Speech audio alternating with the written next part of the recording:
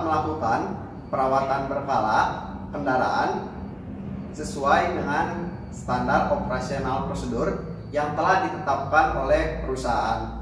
Dan untuk kendaraan itu sendiri adalah untuk mengembalikan performa kendaraan seperti semula dan untuk mencegah terjadinya permasalahan-permasalahan yang lebih besar pada kendaraan. Adapun poin-poin yang perlu diperhatikan dalam melakukan perawatan berkala kendaraan ringan, yang pertama adalah pemeriksaan baterai, yang kedua adalah pemeriksaan saringan udara, yang ketiga adalah pemeriksaan busi, yang keempat adalah pemeriksaan oli mesin, yang kelima pemeriksaan sistem pendingin, yang keenam pemeriksaan oli power steering, yang ketujuh pemeriksaan kondisi wiper dan washer, yang kedelapan pemeriksaan kerja transmisi, yang kesembilan pemeriksaan rem, yang kesepuluh pemeriksaan ban, yang kesebelas pemeriksaan kelistrikan, yang ke-12 pemeriksaan sistem EV, dan yang terakhir pemeriksaan ke-13 pemeriksaan emisi gas buang.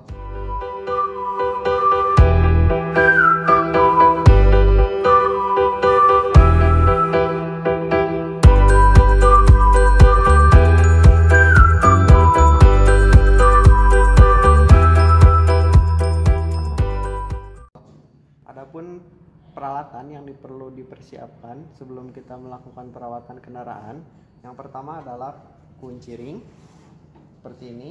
Selanjutnya yang kedua adalah obeng plus dan obeng min.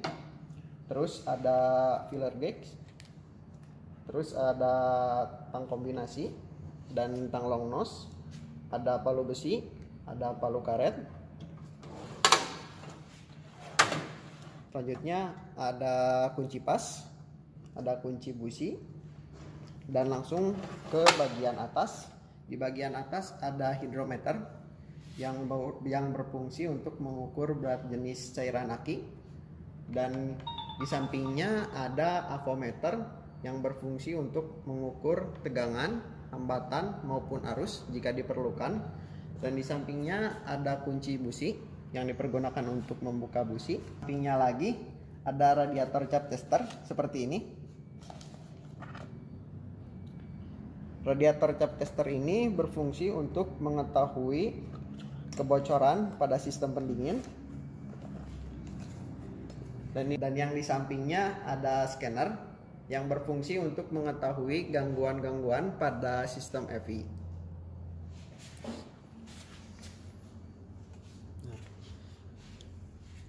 Gas analyzer ini berfungsi untuk mengetahui kadar emisi gas buang pada kendaraan.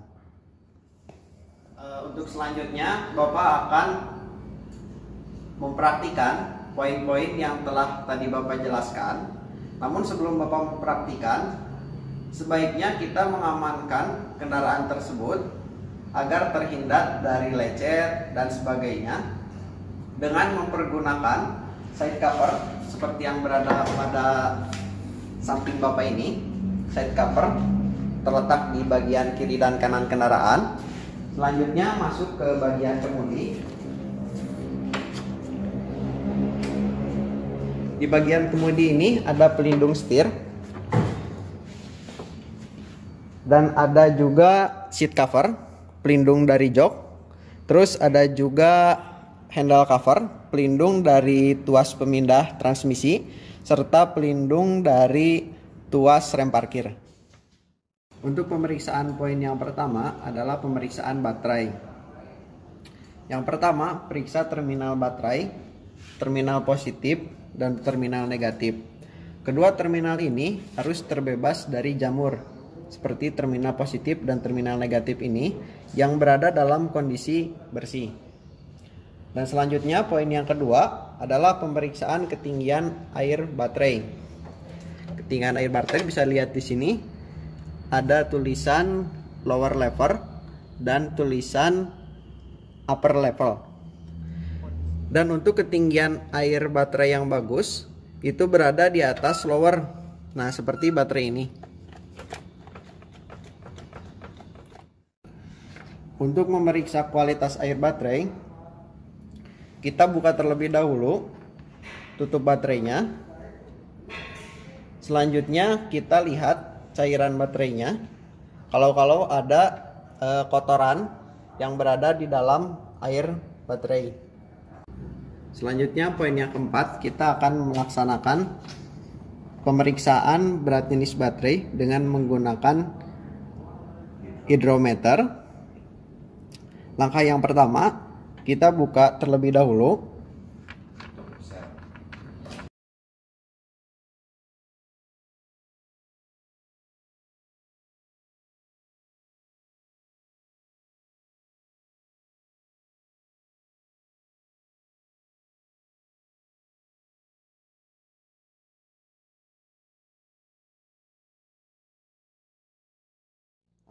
Langkah yang pertama, kita tekan terlebih dahulu hidrometernya. Nah, selanjutnya setelah kita tekan, masukkan ke dalam baterai. Setelah itu kita lepas lagi. Biarkan air yang berada di dalam baterai naik ke dalam hidrometer. Untuk spesifikasi baterai yang bagus berkisar antara 1260 sampai 1280 kg per liter.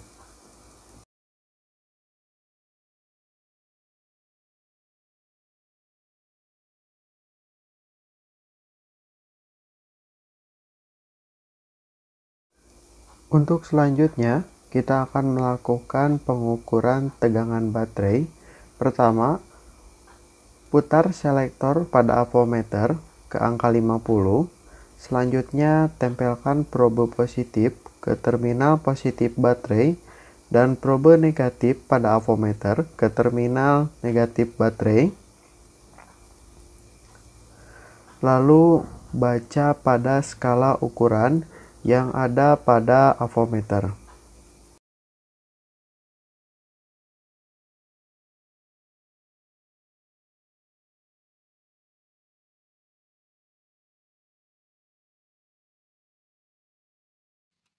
Untuk selanjutnya kita akan melakukan pemeriksaan filter udara.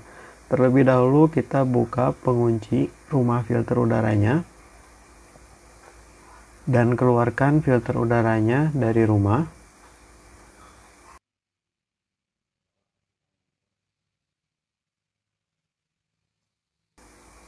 Selanjutnya kita bersihkan filter udara menggunakan air gun. Lalu pasangkan kembali filter udaranya dan lakukan penguncian pada rumah filter udara.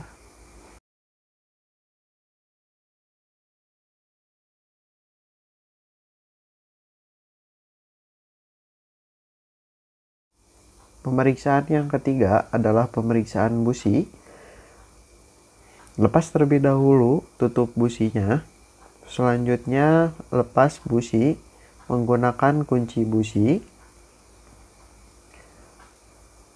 pada masing-masing silinder.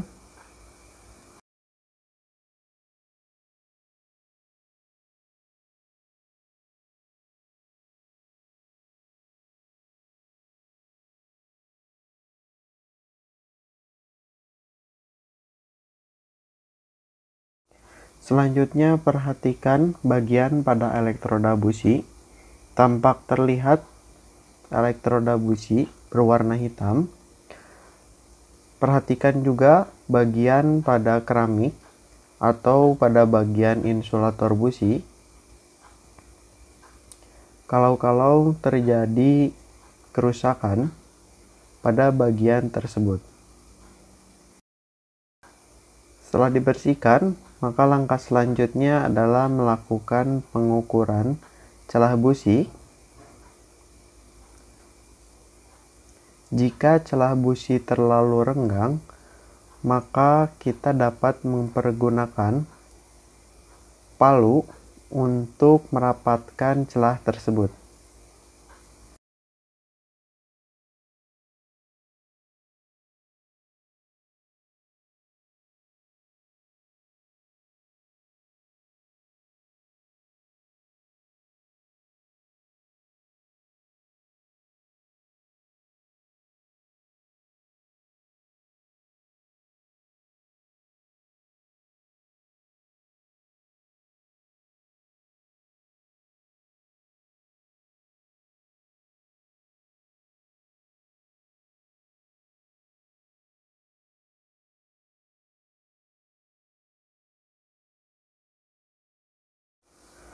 Pemeriksaan kualitas dan kuantitas oli dengan cara melihatnya melalui bagian dipstick oil.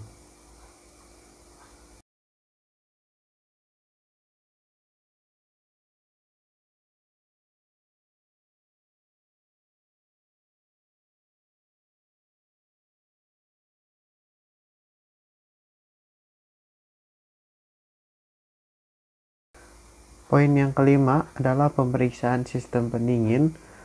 Buka tutup radiator dan periksa kualitas cairan sistem pendingin.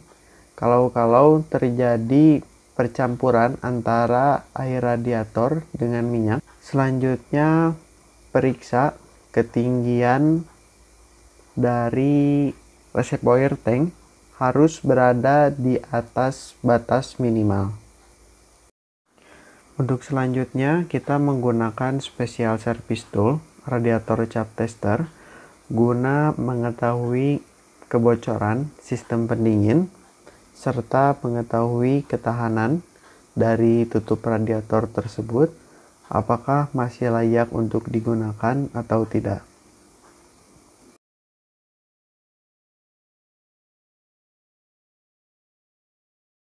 Pasangkan tutup dari radiator cap tester ke radiator.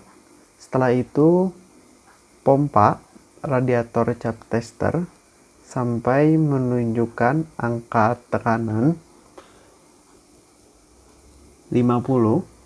Lalu perhatikan jarum tersebut harus tidak terjadi penurunan.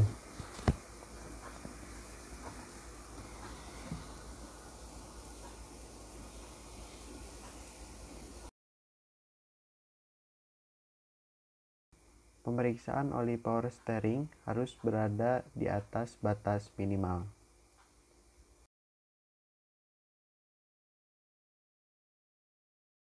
Pemeriksaan kondisi wiper and washer. Perhatikan pada bagian karet wiper harus berada dalam keadaan yang baik. Selanjutnya, pemeriksaan kerja transmisi. Gerakan tuas transmisi pada posisi 1, 2, 3, 4, 5, dan R atau mundur.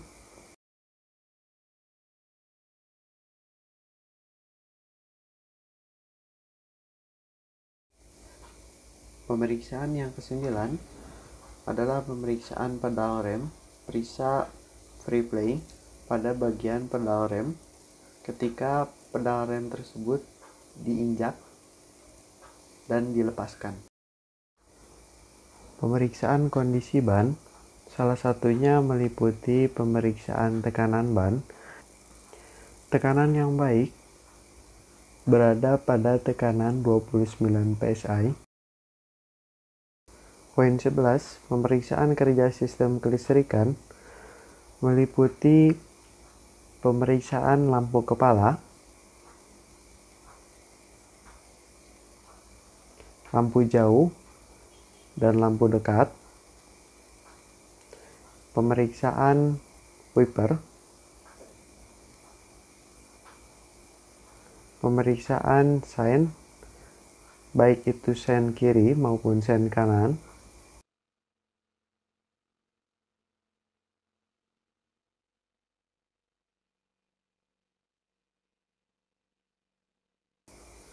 serta yang terakhir adalah pemeriksaan lampu hajat.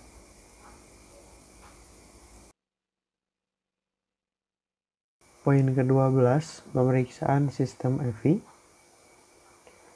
Pertama kali kunci kontak di-on-kan dan lihat pada bagian engine check.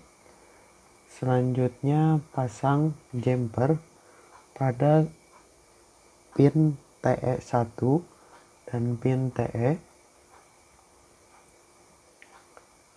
seperti yang Bapak contohkan.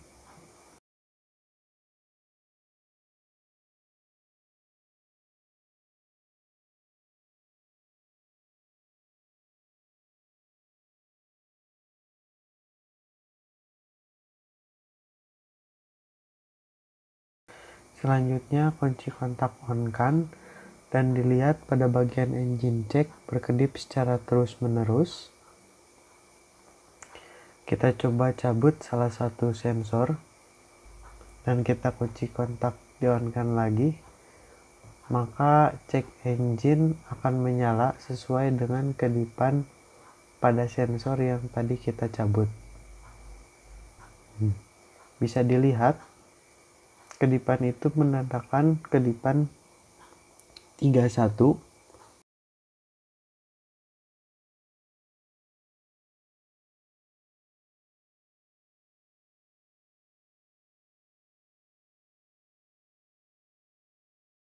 Nah, setelah itu kita pasang lagi sensor yang tadi kita cabut dan kita lepaskan terminal negatif baterai dan tunggu 15 menit untuk mereset, lalu nyalakan lagi kunci kontaknya dan cek engine menyala seperti semula.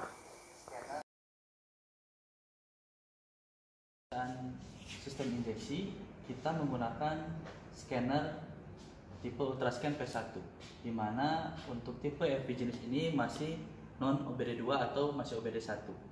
Nah, kita bisa menyaksikan sama-sama soket yang digunakan ini ada beberapa tipe. Untuk tipe OBD1 ini setiap kendaraan memiliki jenis yang berbeda. Nah, kita bisa melihat di sini untuk Toyota Soluna kita menggunakan tipe OBD1 17 pin. Ya, dan ini adalah masing-masing pin untuk setiap mobil yang berbeda. Nah, ini adalah pin penghubung, kita hubungkan dengan kabel unit. Kita saksikan sama-sama cara untuk menyambungkannya. Kita kencangkan dan kabel ini nanti akan dihubungkan ke scanner langsung.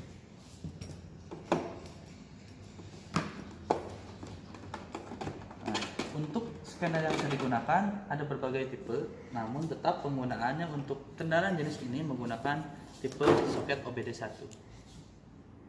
Baik, kita coba sambungkan. Oke. Ini disambungkan dengan sangat kencang dan tidak boleh longgar. Nah, untuk proses pemegangannya kita pegang sebelah kiri dan ini kita coba sambungkan langsung ke konektor DLC. Ya. Konektor DLC ini adalah konektor yang menghubungkan scanner dengan data link pada ECU di kendaraan.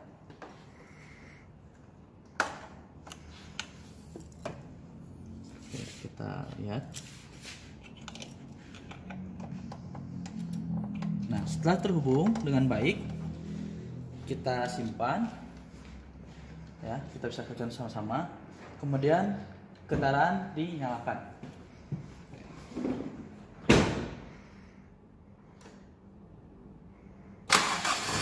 Setelah kendaraan dinyalakan, kita tekan tombol power.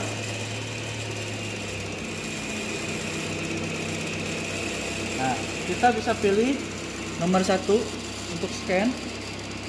Ya, di sini mohon maaf penjelasan terlebih dahulu, ada berbagai macam fitur yang bisa kita lihat di dalam. Untuk alat ini kita bisa men-scan, mengukur gas buang dan lain-lain. Nah, untuk hal ini kita pijit nomor 1. Kemudian kita pilih yang scan lanjutan nomor 1. Kita pilih jenis kendaraan Jepang. Pilih Toyota Lexus USA.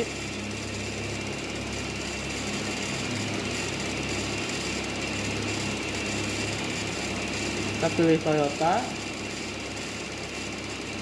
Untuk seri ini kita geser ke bawah.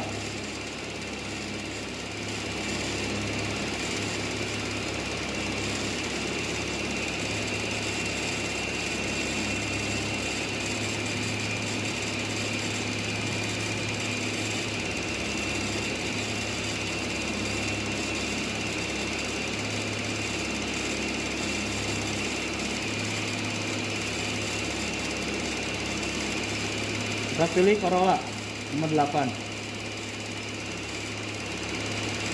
Untuk tahunnya ini 93 1193 sampai 1195. Kita pilih enter. Kita pilih part AFE AT. Pilih engine. Kita tekan enter kemudian. Nah, di sini kita pilih ada 3 menu. Pertama, untuk menu 1 DTC ini adalah untuk melihat menu data trouble code atau kerusakan-kerusakan yang tersimpan pada kendaraan. Untuk yang kedua, current data, ini adalah menu untuk melihat kondisi real engine yang sedang dihidupkan, di mana kita bisa melihat berapa tekanan bahan bakar, suhu udara, tekanan bahan bakar, suhu udara atau suhu di kendaraan di engine. Nah, yang ketiga, data recording. Ini adalah data yang tersimpan dari memori yang ada daripada kerusakan pada mobil. Nah, untuk saat ini kita pilih nomor 1. Kita share. Nah, kita sambil ditunggu. Nah, di sini keluar terlihat no trouble code. Artinya apa? Artinya pada kendaraan ini tidak terdapat kerusakan pada sensor-sensor yang ada. Ya. Kemudian setelah ini kita bisa melihat, kita pijit tombol escape 2 kali ya. Nah, kita pilih yang current data.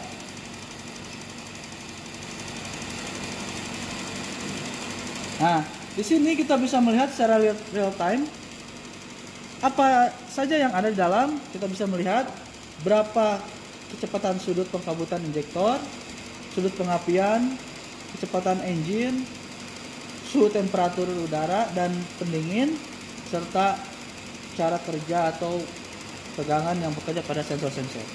Nah, jadi untuk current data ini kita bisa melihat secara langsung apakah ada sesuatu gejala kerusakan yang timbulkan dari sensor-sensor atau tidak. Kita bisa melihatnya langsung di sini. Nah, untuk yang ketiga yaitu data recording. Nah, kita bisa melihat di sini ya, data recording di sini tidak ada data-data yang disimpan secara pasti. Kita escape kembali. Demikian pemeriksaan untuk sistem injeksi menggunakan scanner. Pemeriksaan terakhir pada saat melakukan perawatan berkala adalah pengujian emisi gas buang. Ini perlu kita lakukan supaya kendaraan kita itu sesuai dengan aturan dari pemerintah, yaitu lulus Euro. Alatnya seperti ini, ada engine gas analyzer. Nah, kemudian nanti kita akan melakukan pengecekan emisi gas buang. Sebelumnya kita hidupkan dulu kendaraannya.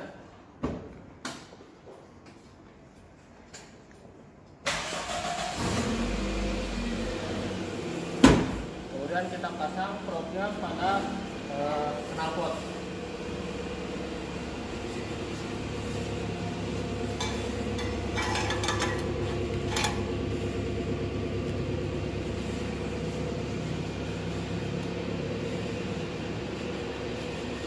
Baru kita mulai melakukan pengukuran.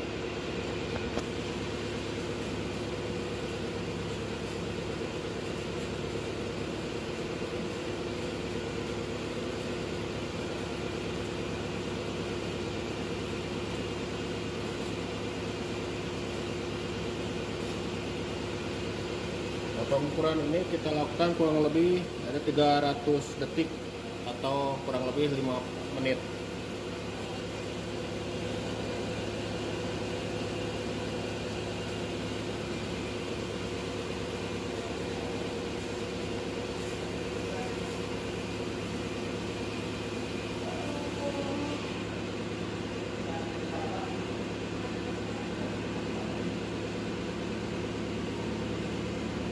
Ini kita lihat ya, terus berjalan.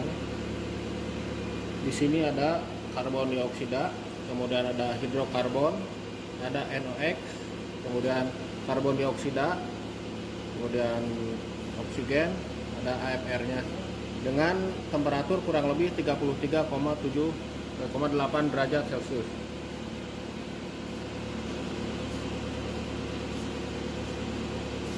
Nah, kurang lebih udah mencapai 300 detik baru kita enter kembali. Akan berhenti, kemudian kita enter lagi. Nah, ini hasilnya seperti ini.